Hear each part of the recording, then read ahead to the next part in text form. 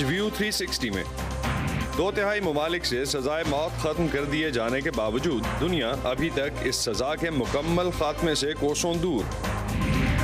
2 بار مواخذے کا سامنا کرنے کے بعد سینٹ سے بری ہو جانے والے سابق صدر ٹرمپ کا مستقبل میں ریپبلکن پارٹی پر کیا اثر رہے گا، اور آپ کو ملوائیں گے لاہور کے عثمان غنی سے جن کا مشن ہے positive Pakistan. Voice of America کے واشنگٹن اسٹوڈیوز سے آپ سب کو خوش آمدید۔ آپ دیکھ رہے ہیں پروگرام ویو 360 اور میں ہوں اسد اللہ خالد۔ سزائے موت پوری دنیا میں ایک متنازع موضوع ہے جو مسلسل زیر بحث رہتا ہے۔ انسانی حقوق کی تنظیموں کے نزدیک سزائے موت غلط ہے۔ دنیا کے تقریباً 7% ممالک میں سزا کی ایک شکل کے طور پر سزائے موت قانونی ہے، تاہم اس کا مطلب یہ نہیں کہ ان ممالک میں ہر کوئی اس قانون سے اتفاق بھی کرتا ہو۔ پوری دنیا میں 14 ممالک میں سزائے موت قانونی طور پر برقرار ہے۔ ایمنسٹی انٹرنیشنل کے مطابق دنیا کے 2/3 ممالک یا تو سزائے موت کے قانون کو ختم کر چکے ہیں یا پچھلے 10 سالوں سے اس پر عمل درآمد نہیں ہوا۔ امریکہ میں بھی 22 ریاستیں سزائے موت کا قانون ختم کر چکی، لیکن اس کے باوجود دنیا میں سینکڑوں افراد کو ہر سال سزائے موت دی جا رہی ہے۔ 2019 کے ایمنسٹی کے اعداد و شمار کے مطابق سب سے زیادہ موت کی سزا پر عمل درآمد چین میں ہوا، جہاں 1000 سے زائد لوگوں کو موت کے گھاٹ اتار دیا گیا۔ اس کے بعد ایران میں 250 سے زیادہ افراد کو موت کی سزا دی گئی، سعودی عرب میں 184، عراق میں 100 سے زیادہ، مصر میں 32 سے زیادہ، امریکہ میں 22 اور پاکستان میں 14 سے زیادہ افراد کو پھانسی کی سزا دی گئی۔ اس بحث سے قطع نظر کہ موت کی سزا رہنی چاہیے یا ختم کر دی جائے، اس بحث کا ایک اور پہلو یہ بھی بنتا ہے کہ کیا ذہنی طور پر معذور افراد کو یہ سزا دی جا سکتی ہے یا نہیں۔ زیادہ تر ممالک میں ایسا نہیں ہوتا، اور حال ہی میں پاکستان کی اعلیٰ ترین عدالت نے بھی ذہنی امراض میں مبتلا 2 قیدیوں کی سزا کے خلاف اپیلوں پر فیصلہ سناتے ہوئے ان مجرموں کی سزائے عمر کو عمر قید میں تبدیل کر دیا۔ عدالت نے وفاق اور صوبوں کو ذہنی مریض قیدیوں کے لیے صحت کی معیاری سہولیات فراہم کرنے کا بھی حکم دیا۔ عدالت عظمیٰ نے اپنے فیصلے میں لکھا کہ سزائے موت کے قیدیوں کی ذہنی کیفیت کی تشخیص کے لیے ماہر نفسیات پر مشتمل میڈیکل بورڈ بنایا جائے۔ میڈیکل بورڈ ذہنی مریض قیدیوں کو سزا نہ دینے کی وجوہات کا تعین کرے۔ اس کے علاوہ جیلوں اور تفتیش سے منسلک اہلکاروں کی مناسب تربیت کے انتظام کی ضرورت پر بھی زور دیا گیا ہے۔ پاکستان میں اگر قتل کے بعد مجرم کا وکیل اسے نفسیاتی طور پر بیمار ثابت کرنے کی کوشش کرے تو ایک طویل اور عموماً سست عمل سے گزرنا پڑتا ہے، کیونکہ ملک میں کوئی فورینزک سائیکیٹری ہاسپٹل موجود نہیں ہے۔ تفصیل جانتے ہیں لاہور سے سمر خان کی رپورٹ میں۔ پاکستان کے قانون کے مطابق پاگل پن یا نفسیاتی بیماری کی حالت میں کیا گیا قتل ذاتی دفاع کے زمرے میں آتا ہے۔ زیادہ تر کیسز میں ملزم کی ذہنی حالت سے متعلق نقطہ اس کے گھر والوں یا وکیل کی طرف سے اٹھایا جاتا ہے، کیونکہ ملزم کا نفسیاتی معائنہ کرانا تحقیقات کا ضروری حصہ نہیں سمجھا جاتا۔ لاء میں پروویژنز موجود ہیں کہ سیکشن 466 فار ایگزامپل CRPC میں اگر court during the pendency of investigation اور trial on the basis of a trial of facts اگر وہ یہ فیل کرتی ہے کہ یہ آدمی جو ہے مینٹلی انکیپیبل ہے تو کورٹ کے اختیارات ہیں کہ وہ اس کو اس سٹیج پہ ٹرائل کو یا انویسٹیگیشن کو روک کر اور لفظ استعمال کیا سافٹ کسٹڈی اس میں دے دے اور اس کو آگے نہ چلائے till the time that he gains back his mental capacity. اسی طرح جو پریزن رولز ہیں اور پریزن ایکٹ ہے اس میں بھی اس کی پروویژنز موجود ہیں۔ ان کے لیے انہوں نے ایک اسپیشل ڈسپینسیشن رکھی ہے جس کے تحت وہ عام قیدیوں کی طرح ان کو ٹریٹ نہیں کیا جاتا۔ ملزمان کی ذہنی صحت کا تعین کرنے کے لیے پاکستان میں چند سال قبل بورڈ آف سرٹیفیکیشن بنایا گیا جو سرکاری اسپتالوں کے ڈاکٹرز، سائیکالوجسٹ، سائیکیٹرسٹ، نیورولوجسٹ اور سوشل ورکرز پر مشتمل ہوتا ہے۔ کیس سب سے پہلے Punjab institute of mental health کے کنسلٹنٹ کے پاس جاتا ہے۔ ابتدائی جانچ پڑتال کے بعد بورڈ مجرم کو بلا کر جائزہ لیتا ہے کہ اس کی دماغی بیماری کتنی پرانی ہے اور جرم کے وقت اس کی نفسیاتی حالت کیسی تھی۔ مگر لاہور میں قائم اس بورڈ پر کام کا بہت زیادہ بوجھ ہے کیونکہ یہ پورے پنجاب کے کیسز سے نمٹ رہا ہے۔ ہونا یہ چاہیے کہ یہ جس طرح کہ یہ بورڈ آف سرٹیفکیشن ادھر لاہور بیٹھا ہوا ہے تو بورڈ آف سرٹیفکیشن ملتان ہونا چاہیے، اس کو فیصل آباد ہونا چاہیے، اس کو اور پنجاب میں اس کو ہونا چاہیے اس چیز کے متعلق، کیونکہ اس کے بغیر جو ہے اور بورڈ کا مقصد کیا ہے ایک پوری ٹیم ہو اور اس کی پراپر اسیسمنٹ کرے اور کیا وہاں سکائٹرسٹ نہیں ہیں؟ ہر جگہ میڈیکل کالجز ہیں، اس میں ہوم ڈپارٹمنٹ کا بھی ساتھ اور اس میں سوشل ویلفیئر والے جو سے وہ بھی اس کا، تو 3-4 ڈپارٹمنٹس اکٹھے بیٹھ کے تو پھر اس قسم کے فورینزک اور بورڈ آف سرٹیفکیشن کے لیے جگہ بنائیں۔ میڈیکل بورڈ کی تحقیقات میں اگر یہ ثابت ہو جائے کہ جرم کے وقت مجرم کی دماغی حالت ٹھیک نہیں تھی تو سیکشن 464 اور 465 کے تحت اس کی رہائی یا بریت کی درخواست دی جا سکتی ہے۔ نفسیاتی مسائل کی بنیاد پر سزا نہ ملنے کے باوجود مریض کو عموماً رہائی نہیں ملتی۔ اگر ان کو ثابت بھی ہو جاتا ہے کہ یہ واقعی میں ٹھیک نہیں ہے تو ان کو جیل ہاسپٹل میں رکھا جاتا ہے اور میڈیکل آفیسر سے ٹریٹمنٹ کی جاتی ہے۔ میڈیکل آفیسرز کی اتنی سکلز نہیں ہے سیٹ کہ وہ ان کو کس طرح ٹریٹ کرتے ہیں نہیں کرتے، اور بعض کا جو ان کی بیماری ہے وہ اور خراب ہو جاتی ہے، اور بعض کا یہ بھی کرتے ہیں کہ بچنے کے لیے وہ اس کو آئسولیشن میں رکھ دیتے ہیں۔ ملک میں دماغی اسپتالوں کی کمی اور فرانسک سائیکیٹری اسپتالوں کے نہ ہونے کے باعث اکثر عدالتیں ان مریضوں کو واپس جیل بھیجنے کو ترجیح دیتی ہیں تاکہ وہ معاشرے سے الگ رہیں اور باہر جا کر مزید کسی کو نقصان نہ پہنچا سکیں۔ Saman Khan, Voice of America, Lahore. Zia ur Rahman Voice of America کے نمائندے ہیں، لاہور سے ہمارے ساتھ ہیں، ان سے جانتے ہیں کہ سپریم کورٹ کے اس فیصلے کے بعد کیا ذہنی مریض قیدیوں کے حالات میں کوئی بہتری آ سکتی ہے؟ ضیاء، سپریم کورٹ کا فیصلہ تو آ گیا، کیا زمینی حقائق کے تبدیل ہونے کی کوئی گنجائش ہے موجودہ نظام میں؟ دیکھیے، جو پاکستان کی عدالت عظمیٰ ہے، جو سب سے بڑی عدالت ہے سپریم کورٹ آف پاکستان، اس کے فیصلے کو جو قانونی ماہرین ہیں اور جو انسانی حقوق سے جڑی تنظیمیں وہ خاصا اہم جو ہے وہ قرار دے رہی ہیں، کیونکہ اس سے پہلے جو سزائے موت کے جو منتظر قیدی تھے اور جو ذہنی مریض تھے ان کے حقوق کے بارے میں کبھی بات نہیں کی گئی۔ تو یہ پہلی مرتبہ ہوا ہے کہ سپریم کورٹ کے لارجر بینچ میں 5 ججز ہوتے ہیں، تو 5 کے 5 ججز اس بات پہ متفق تھے کہ ان کے جو حقوق ہیں اس کو خیال رکھا جائے، جس پہ سپریم کورٹ نے پہلی مرتبہ پاکستان کی تاریخ میں یہ کہا کہ ایک میڈیکل بورڈ بنایا جائے گا جو اس بات کا فیصلہ کرے گا کہ جو متاثرہ شخص ہے کہ کیا یہ واقعی ذہنی بیمار ہے۔ اگر وہ ذہنی بیمار ہے، اس میڈیکل بورڈ میں سائیکیٹرسٹ بھی ہوں گے، ڈاکٹرز بھی ہوں گے اور دیگر جو ماہرین ہیں وہ بھی ہوں گے، اس کے بعد یہ فیصلہ کیا جائے گا کہ یہ سزائے موت اس کو دینی ہے یا نہیں دینی۔ جہاں تک بات ہے کہ یہ اس کے اوپر عمل درآمد کیسے ہوگا، چونکہ سپریم کورٹ کے پاس کوئی ایسا اعداد و شمار نہیں تھا اور پاکستان میں اس سے پہلے کبھی ذہنی مریض جو خاص طور پہ وہ جو مجرمان جو سزائے موت کے قیدی تھے ان کے بارے میں کچھ ایسے حقائق نہیں تھے، جو سپریم کورٹ نے اپنے ججز کے لیے بھی، پروسیکیوشن ڈپارٹمنٹ کے لیے بھی، جیل انتظامیہ کے لیے بھی اور محکمہ پولیس کے لیے بھی واضح طور پہ تربیتی کورسز کا آغاز کرنے کا کہا ہے کہ تاکہ ان لوگوں کو بھی پتہ چلے کہ یہ لوگ جو ہیں ان کے ساتھ ڈیل کیسے کرنا ہے، یعنی کہ سزائے موت کے جو قیدی ہیں اور جو ذہنی بیمار افراد ہیں ان کی تشخیص کیسے ہوگی۔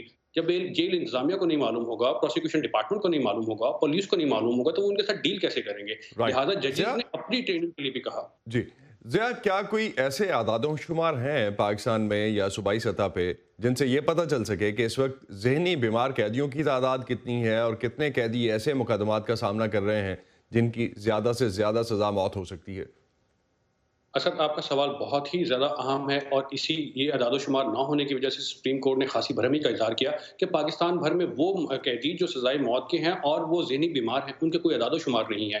پاکستان میں جو مختلف NGOs ہیں جو نجی سیکٹر سے جڑی ہیں وہ ان کے کیسز ڈیل کرتی ہیں، کسی کے پاس 3 ہیں، کسی کے پاس 5 ہیں، کسی کے پاس 10 ہیں، لیکن پاکستان بھر کی جو جیلیں ہیں اس میں کتنے ذہنی بیمار افراد ایسے ہیں جو کہ سزائے موت کے قیدی ہیں ان کے پاس کوئی ایسے اعداد و شمار نہیں تھے، جس پر سپریم کورٹ نے یہ بھی کہا ہے کہ ان کے اعداد و شمار اکٹھے کیے جائیں تاکہ ان کے حقوق کی بات ہو کہ پاکستان بھر کی جیلوں میں کتنے ایسے افراد ہیں اور ان کو کون کون سی بیماری ہے۔ اگر کسی کو شیزوفرینیا ہے یا کسی کو کوئی اور مینٹل النس ہے تو اس بات کا فیصلہ کیا جائے کہ وہ قابل علاج ہے یا نہیں۔ اگر قابل علاج ہے تو اس کا علاج کیا جائے، اور اس کے بارے میں بھی سپریم کورٹ نے یہ کہا ہے کہ اس کو فوری طور پہ جو پنجاب میں جو مینٹل ہیلتھ کا ہاسپٹل ہے وہاں پہ اس کو منتقل کیا جائے۔ اعداد و شمار نہیں ہے جس کی وجہ سے بہت زیادہ پرابلم آ رہے ہیں نہ صرف صوبائی حکومتوں کو اور وفاقی حکومت کو بھی۔ بہت شکریہ ضیاء ہمیں اپڈیٹ کرنے کا لاہور سے۔ اس حوالے سے پاکستان سمیت دنیا بھر سے اہم خبروں اور معلومات کے لیے آپ آ سکتے ہیں ہماری ویب سائٹ urduvoa.com پر۔ یہ سارا کانٹینٹ آپ کو ملے گا ہمارے سوشل میڈیا پلیٹ فارمز پر، facebook.com/VOA Urdu، ٹویٹر پر ہمارا ہینڈل ہے @UrduVOA۔ ڈیموکریٹک پارٹی سابق صدر ڈونلڈ ٹرمپ کو ایوان بالا یعنی سینٹ سے 6 جنوری کے واقعات کے لیے مجرم ٹھہرانے میں ناکام رہی، مگر وہ کانگریس کی عمارت پر حملے اور ہلاکتوں کی ذمہ داری کا تعین کرنے پر اب بھی مصر ہیں۔ خبر رساں ادارے راٹرز کے ایک حالیہ سروے کے مطابق 70% بالغ امریکی اور ریپبلکن پارٹی کے نصف ممبران سمجھتے ہیں کہ صدر ٹرمپ کچھ حد تک 6 جنوری کے واقعے کے لیے ذمہ دار تھے، مگر سیاسی تجزیہ کار سمجھتے ہیں کہ سینٹ میں ٹرائل سے ظاہر ہوتا ہے کہ کانگریس میں ریپبلکن پارٹی کے بیشتر اراکین سابق صدر کے سیاسی اثر و رسوخ کی وجہ سے ان کا ساتھ چھوڑنے کے لیے تیار نہیں ہیں۔ اس بارے میں مزید بات کریں گے۔ ندیم یعقوب ہمارے ساتھ کیپٹل ہل سے ہمیں جوائن کر رہے ہیں۔ ندیم، مواخذے کا نتیجہ تو ہمارے سامنے ہے، اب ڈیموکریٹس کیا کرنا چاہ رہے ہیں آگے؟ اسد، یہ جو مواخذے کی کارروائی اس کے اختتام ہونے پر ایوان نمائندگان کی جو اسپیکر ہیں نینسی پیلوسی، انہوں نے ایک تجویز پیش کی ہے کہ یہ جو واقعہ ہے 6 جنوری کا اور ہلاکت خیز واقعہ، اس کی تحقیق کے لیے اور جو لوگ اس کے ذمہ دار تھے ان کا تعین کرنے کے لیے ایک تحقیقاتی کمیشن جو ہے وہ قائم کیا جائے، اور وہ اس طرح کا تحقیقاتی کمیشن ہو جس طرح کا 11 ستمبر کے واقعات کے بعد 9/11 کے واقعات کے بعد ایک کمیشن تشکیل کیا گیا تھا۔ انہوں نے اپنے جو کانگریس کے اراکین ہیں ان کو ایک لیٹر میں لکھا کہ اس کی عمارت، کانگریس کی عمارت پر اندرونی دہشت گردی کے حملے اور پرامن انتقال اقتدار کے عمل میں رکاوٹ ڈالنے کے لیے جو لوگ ذمہ دار ہیں ان کو اس کا تعین ضروری ہے۔ یہ ضروری ہے کہ وہ محرکات جانے جائیں کہ کیوں یہ واقعہ ہوا، کون لوگ ذمہ دار تھے۔ اس کے لیے جو امپورٹنٹ چیز ہے وہ یہ کہ ڈیموکریٹک پارٹی کو ریپبلکن پارٹی کی حمایت اگین چاہیے ہوگی، اس لیے کہ اس طرح کے کمیشن کے لیے قانون سازی جو ہے وہ کانگریس میں ہونا ضروری ہے۔ اور جیسا کہ ہم نے دیکھا کہ ریپبلکن پارٹی وہ بہت کم لوگ ہیں جنہوں نے جوائن کیا مواخذے کی کارروائی یا سینٹ میں جو صدر کو مجرم ٹھہرانے کے لیے۔ کچھ جو ریپبلکن پارٹی کے اراکین ہیں وہ اس کمیشن کا خیر مقدم کر چکے ہیں۔ رائٹ، تو بائیڈن انتظامیہ کی ترجیحات کیا رہیں گی؟ اب پہلے 100 دنوں کا تقریباً 1/3 تو ختم ہونے کو ہے۔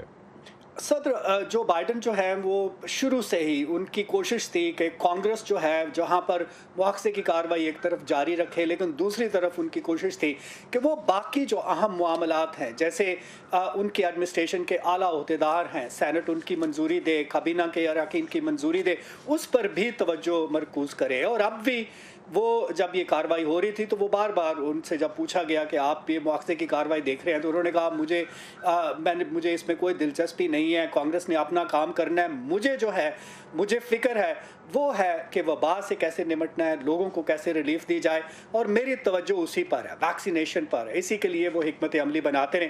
اب ان کی کوشش ہوگی کہ سینٹ جو ان کا امدادی ریلیف کا ایک پیکج ہے جس کی وہ بات کر رہے ہیں، اسٹیمولس پیکج کی $1.9 ٹریلین کا، اس پر توجہ مرکوز کرے اور اس کو منظور کرنے کے لیے ان کی کوشش ہوگی کہ کانگریس کے اراکین اس کے لیے کام کریں۔ جی بہت شکریہ ندیم ہمیں اس حوالے سے اپڈیٹ کرنے کا۔ سابق صدر ڈونلڈ ٹرمپ اپنے خلاف سینٹ میں دوسرے مواخذے کے مقدمے میں بری تو ہو گئے، لیکن کیا وہ امریکی سیاست میں کوئی کردار ادا کر سکیں گے؟ سابق صدر ٹرمپ کا سیاسی مستقبل غیر یقینی سمجھا جا رہا ہے۔ سینٹ میں 5 دن چلنے والی مواخذے کی کارروائی میں 57 سینیٹرز نے انہیں مجرم ٹھہرانے کے حق میں ووٹ دیا۔ یہ تعداد درکار 2/3 اکثریت سے تو کم تھی، لیکن ان کی اپنی پارٹی یعنی ریپبلکن پارٹی کی طرف سے بھی 7 سینیٹرز نے ان کے خلاف ووٹ دیا۔ اب جبکہ صدر ٹرمپ کا دوسرا دور صدارت جو پہلا ختم ہو چکا ہے، ریپبلکنز اور ڈیموکریٹس کو الگ الگ چیلنجز اس وقت فیس کرنے پڑ رہے ہیں۔ وہ چیلنجز ہے کیا؟ جانتے ہیں اس رپورٹ سے۔ جو بائیڈن پر سابق صدر ٹرمپ کی جانب سے صدارتی انتخاب میں دھاندلی کا بے بنیاد الزام 6 جنوری کو امریکی کانگریس کی عمارت پر حملہ کرنے والے ٹرمپ سپورٹرز کے غصے کی وجہ تھا۔ تاہم اس حملے کے بعد ڈونلڈ ٹرمپ کو امریکی حکومت کے خلاف تشدد کو ہوا دینے کے الزام سے بری کر دیا گیا۔ ڈیموکریٹس نے کہا کہ ٹرمپ واضح طور پر ذمہ دار تھے۔ 7 ریپبلکنز نے اتفاق کیا اور دیگر نے کہا کہ اس کا ثبوت ناکافی ہے۔ رائٹرز اور اپسوس کے ایک حالیہ جائزے کے مطابق 71% بالغ امریکی اور نصف ریپبلکنز کو یقین ہے کہ 6 جنوری کو ہونے والے حملے کے لیے ٹرمپ جزوی طور پر ذمہ دار ہیں۔ ان کا ہر اقدام ہمارے حساس ووٹنگ سسٹم کو تباہ کرنے کے لیے ہے۔ ٹرمپ کے ایک حامی کے مطابق کانگریس وقت ضائع کر رہی ہے۔ مواخذے کا مقصد برسر اقتدار صدر کو عہدے سے ہٹانا ہوتا ہے، وہ تو اب عہدے پر موجود ہی نہیں ہے۔ रायामा के जायजे बताते हैं कि बहुत से रिपब्लिकन्स अब भी ट्रंप को कबूल करते हैं। दर हकीकत 70% रिपब्लिकन्स का ख्याल है कि जो बाइडन गैर कानूनी तौर पर सदर मुंतखब हुए हैं। ये वो बात है जिसे रिपब्लिकन रहनुमा तस्लीम करते हैं कि गलत है, लेकिन मुबस्सरीन कहते हैं कि ट्रंप के हामियों को वो पॉलिसीज मिल गई हैं जो उन्हें चाहिए थी। उन्हें टैक्सों में कमी, कवायद और ज़वाबित में कमी, फेडरल बेंच और सुप्रीम कोर्ट में क़दामत पसंद जज भी मिल गए। एक जारहाना खारिजा पॉलिसी और सरहदों पर सख्त रवैया। सदर जो बाइडन और कांग्रेस में मौजूद डेमोक्रेट्स को चैलेंजेस का सामना है। डेमोक्रेट्स को हम सबको कोविड से बाहर निकालने और मईशत को वापस पटरी पर लाने की ज़रूरत है। इनका काम इंतहाई वाज़ेह है और पार्टी में नजरियाती इख्तलाफ के बावजूद वो रिपब्लिकन पार्टी के मुकाबले में खामोश हैं। They are muted compared to the Republican Party. Trump को उनके हामी बहुत चाहते हैं, लेकिन कुछ रिपब्लिकन्स उनकी मजम्मत करते हैं जबकि दूसरे उन्हें महज बर्दाश्त करते हैं। ब्रुकिंग्स इंस्टीट्यूट से वाबस्ता इलेन के मार्क और इनके साथी मुस्तकबिल में ट्रंप के लिए कई इम्कानात देख रहे हैं। इनमें रिपब्लिकन पार्टी की रहनुमाई करने के साथ साथ 2024 के इलेक्शन में दोबारा सदर मुंतखब होने से लेकर जेल चले जाने या रूस और सऊदी अरब जैसी किसी जगह पर पनाह लेने तक के इम्कानात शामिल हैं। कांग्रेस में बरी हो जाने के बावजूद साबिक सदर अपने कई कारोबारी मामलात के हवाले से अब भी कई प्रोसिक्यूटर्स के निशाने पर हैं। इलेन के मार्क कहती हैं कि एक ऐसा शख्स जिसने अमरीकी सदर के रवैये से वाबस्ता तवक्कुआत को तस्लीम नहीं किया, शायद अमरीका के साबिक सुदूर में सबसे ज़्यादा गैर रवायती सदर रहेगा। माइक ओ'सलिवन के साथ नुकबत Malik, voice of America. Pakistan में आज तक माजूर अफराद को पुराने दौर के मसनूई अज़ा लगाए जाते हैं, लेकिन अब रोबोटिक अज़ा पर काम हो रहा है जो कि कुछ मुनफरिद भी हैं, और इस हवाले से हम तफसीली रिपोर्ट्स भी इसमें शामिल करेंगे आने वाले प्रोग्राम्स में। अभी देखते हैं इसकी कुछ झलकियाँ। इसका काला रंग होने की यही कुछ रीजन थी कि लोगों का नज़रिया बदल गया। पहले लोग जैसे सिंपैथी, हमदर्दी की नज़र देखते हैं और पूछते हैं यार ये क्या है। ये आर्म आपके लिए वैसे ही है जैसे आप एक शू को वेयर करते हैं, जैसे आप एक पी कैप को वेयर करते हैं। इट्स एज इजी कि आप अपने हाथ को बस इसके अंदर पॉप इन करें और इसके सेंसर्स आपकी बॉडी के साथ सिंक्रोनाइज हो जाते हैं।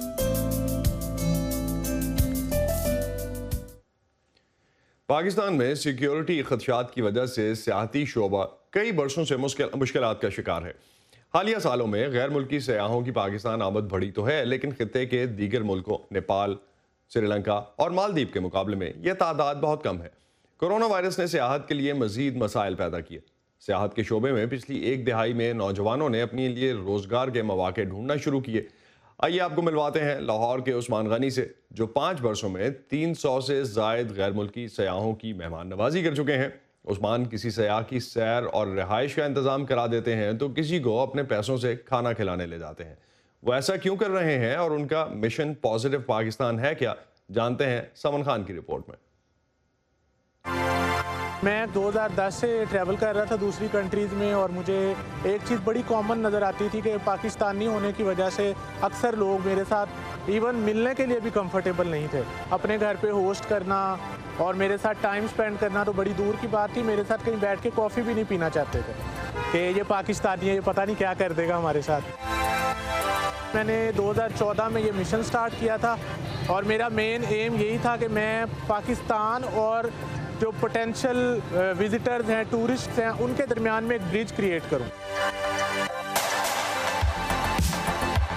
काउच सर्फिंग प्लेटफॉर्म है इंटरनेट पे, वो ऐप है, आपको एंड्रॉयड एप्पल दोनों में मिल सकती है। काउच सर्फिंग पे इस टाइम लाहौर में तकरीबन 30-40 लोग हैं जो बहुत ज़्यादा एक्टिव हैं, और वैसे लाहौर में तकरीबन 500 के करीब मेंबर्स उसके हैं जो एक्टिवली होस्ट कर रहे हैं लोगों को। तो कुछ लोग उन्हें अपने घरों में रखते हैं, कुछ लोग जिनके पास घर में शायद जगह नहीं है या डिफरेंट वजूहात की बिना पर नहीं रख सकते, वो उन्हें और तरीक़ों से अकोमोडेट करते हैं, उन्हें सैर करवा देते हैं, उन्हें अपने हिस्टोरिकल प्लेसेस दिखा दी गाइड बन के उनके साथ।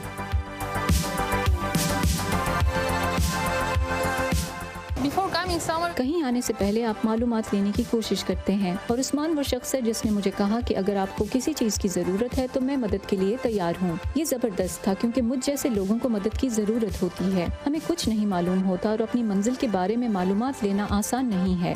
ट्रांसपोर्ट, रिहाइश और मशवरा के क्या करें, क्या देखें, कैसे और कहाँ, एक जगह से दूसरी जगह सफ़र कैसे करें, यहाँ तक कि वीज़ा लेना भी आसान नहीं।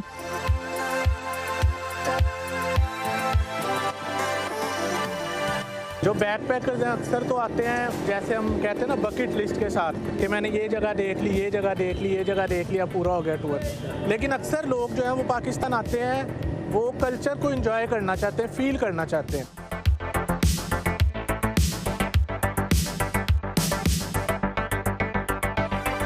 When I arrived to Lahore, मैंने पोस्ट किया कि मैं एक शादी पर जाना चाहती हूँ क्योंकि मुझे शादियों पर जाना पसंद है। दूसरे ममालिक में भी शादियों पर गई हूँ, तो उसने मुझे अपनी फैमिली के साथ एक बारात की तकरीब में जाने के लिए मदऊ किया जो लाहौर से तकरीबन 2 घंटे की मसाफत पर था। मेरे लिए ये बहुत ज़बरदस्त था। मेरे लिए किसी भी मुल्क में सबसे दिलचस्प चीज़ वहाँ के लोग और सकाफत हैं, पहाड़ और यादगार जगह नहीं, लेकिन सिर्फ लोग। तो अगर आप पाकिस्तान आ रहे हैं तो मकामी लोगों से मुलाकात का कोई रास्ता ज़रूर ढूंढना चाहिए क्योंकि ये सबसे दिलचस्प हो सकता है। हॉस्टल्स का कॉन्सेप्ट है ज़्यादातर टूरिस्ट कंट्रीज़ में, वो मैं चाहता हूँ कि लाहौर में लेके आऊँ। और अब चलते हैं खैबर पख्तूनख्वा। पेशावर में रहने वाले हमारे नाजरीन के लिए एक खबर ये है कि किसी भी रोज़ कहीं भी आपकी मुलाकात चार्ली चैपलिन से हो सकती है, जो बिल्कुल असली चार्ली चैपलिन की मानंद अल्फाज की अदायगी के बगैर अपनी दिलचस्प हरकत और सकनात से आपको हंसने पर मजबूर कर देंगे। ये चार्ली चैपलिन आखिर हैं कौन, आइए जानते हैं इस रिपोर्ट में। पेशावर की मसरूफ सड़कों पर तेज़ रफ्तार गाड़ियों के दरमियान महारत से रास्ता बनाते ये 28 साला उस्मान खान हैं, जो माजी के नामवर कॉमेडियन चार्ली चैपलिन का रूप धारे कोविड-19 से परेशान शहरियों को हंसाने की कोशिश करते हैं। सिर्फ 2 माह पहले बनाए गए उनके टिकटॉक अकाउंट पर अब 8 लाख से कहीं ज़्यादा फॉलोअर्स हैं। जो कोरोना का वबा था बहुत सारा, तो लोग काफ़ी प्रेशर में हुए थे, डबल माइंड बन चुके थे, कुछ लोग जान की बाजी हार गया। तो मैंने सोचा, मैं ख़ुद भी बहुत ज़्यादा बीमार था, फिर मैंने खुद सोचा, जब मेरे 4 दिन बीमारी का गुजर गया तो फिर मैंने सोचा, मैं चार्ली की वीडियोस देख रहा था, तो फिर मैंने सोचा, मैंने कहा मैं चार्ली एक्टिंग शुरू करूँ। गरीब घराने से ताल्लुक़ रखने वाले उस्मान खान ने चार्ली चैपलिन का रूप धारने के लिए तमाम अशिया का इंतज़ाम खुद किया। वो चार्ली का रूप धार कर घर से बाहर निकलते हैं तो कभी किसी दुकान पर अपनी शरारतों से दुकानदारों को तंग करते हैं, तो कभी किसी मकामी टेबल टेनिस क्लब में अपने फ़न का मुजाहिरा करते हैं। बड़े तो बड़े बच्चे भी उनके शैदाई हैं। यूट्यूब पे मैंने वीडियो देखी, मैंने उसको देखा तो मुझे बहुत हंसी आई, और वो मेरा फेवरेट एक्टर भी है चार्ली चैपलिन, और बहुत मुझे अच्छा लगता है। उस्मान खान के मुताबिक वो काम पर निकलते वक्त अपनी तमाम परेशानियां घर पर ही छोड़ जाते हैं ताकि दूसरों के चेहरों पर खुशी बखेर सकें। उनके बकौल खामोश कॉमेडी से लोगों के दिल जीतना मुश्किल काम है। अभी वो मुफ्त अपने फ़न का मुजाहिरा कर रहे हैं, लेकिन उनकी ख्वाहिश है कि किसी रोज़ वो टीवी या फिल्म में कामयाब करियर बनाएंगे ताकि अमीर होकर वो अपनी दौलत गरीबों के साथ बांट सकें। इसी पर खत्म करते हैं आज का व्यू 360 प्रोग्राम। पर आप अपने फीडबैक के लिए आ सकते हैं हमारे सोशल मीडिया प्लेटफॉर्म्स पर। facebook.com/VOA उर्दू के पेज पे आप आ सकते हैं, और इसके अलावा ट्विटर, इंस्टाग्राम पर हमारा हैंडल है @urduvoa। और शो के आखिर में आप देखिए कुछ मनाज़िर मालाकंड के इलाके पल्लई दर्रा के मशहूर माल्टों के बागात के। 200 से ज़ायद बागात में पैदा होने वाला यहाँ का फल अपने खट्टे मीठे जायके के बायस मुल्क के अंदर और बाहर मशहूर है। असदुल्लाह खालिद को इजाज़त दीजिए, खुदा हाफ़िज़।